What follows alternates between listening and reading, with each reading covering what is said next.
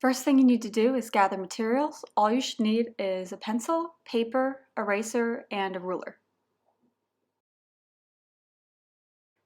Next, you need to measure and mark the center of your page. So the paper I'm using is 9 by 12, so I just found half of 9, which is 4.5, half of 12, which is 6, and I made those marks, and then I connected them in the middle with this little cross. And once I finish making that cross, I'll just make a little dot to mark the center of the page and erase any extra lines I don't need. Once you find the center, draw lines that start at one corner, cross through the central point, and end at the opposite corner. You should end up with a large X on your paper. Now I'm going to draw the two doorways. Let's start with the one closest to the viewer. I measured 1.5 inches and made 4 marks. I then connected those marks to make a rectangle. Do the same thing, only smaller with the distant door. I chose to measure 2 inches width for the top and bottom frame. You should assume that these two doors are the same size, but because one is farther away, it's going to appear smaller.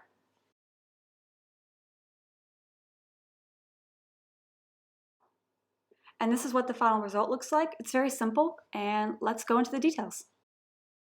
Alright, now that we have all of our angles measured out, meeting at the vanishing point or the central point, we're going to start into detail work.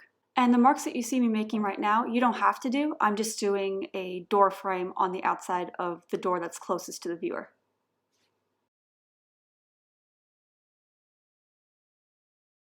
In one-point perspective, it's really important to remember that everything on the walls, ceiling, and floor is going to line up at that central vanishing point.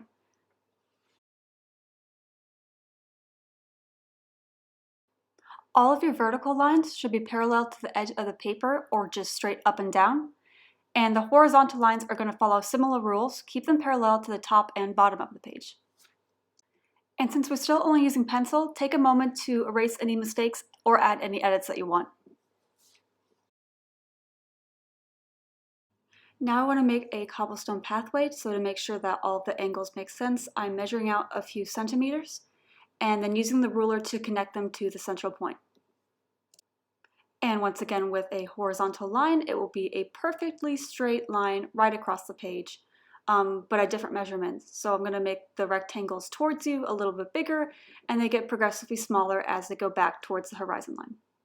I'll also take a second to erase those extra lines that I no longer need because I know where my central point is, and I'm going to add in a little bit of texture because I want to make that outdoor part grass around the cobblestone.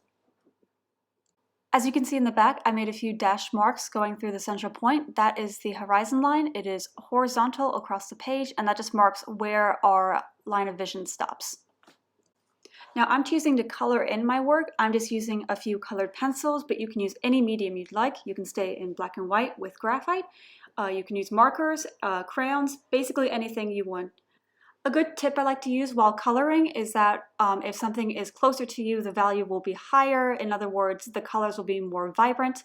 So when you see on the cobblestones, I colored it in first, all about the same reddish brown, and then I went back and made the cobblestones closer to the viewer, a little bit stronger. So with the work of L.A. Ring, I really liked how he included figures occupying transitional spaces, so I decided to add a cat resting in the doorway. On that note, if you have a pet that you want to include or a person, that could be really fun. Just make sure that they're kind of proportional to that door frame. You don't want a giant cat in a door that's really 6 feet high. And before that video ends, I just want to point out I made a mistake with the angles. I drew them still converging at the vanishing point when in fact it is just horizontal. So I erased those extra lines and made both the top and bottom of the room horizontal. The main reason I changed this part of the drawing is because the surface doesn't travel away from the viewer, it faces the viewer, so it does not have to converge at any of the vanishing points.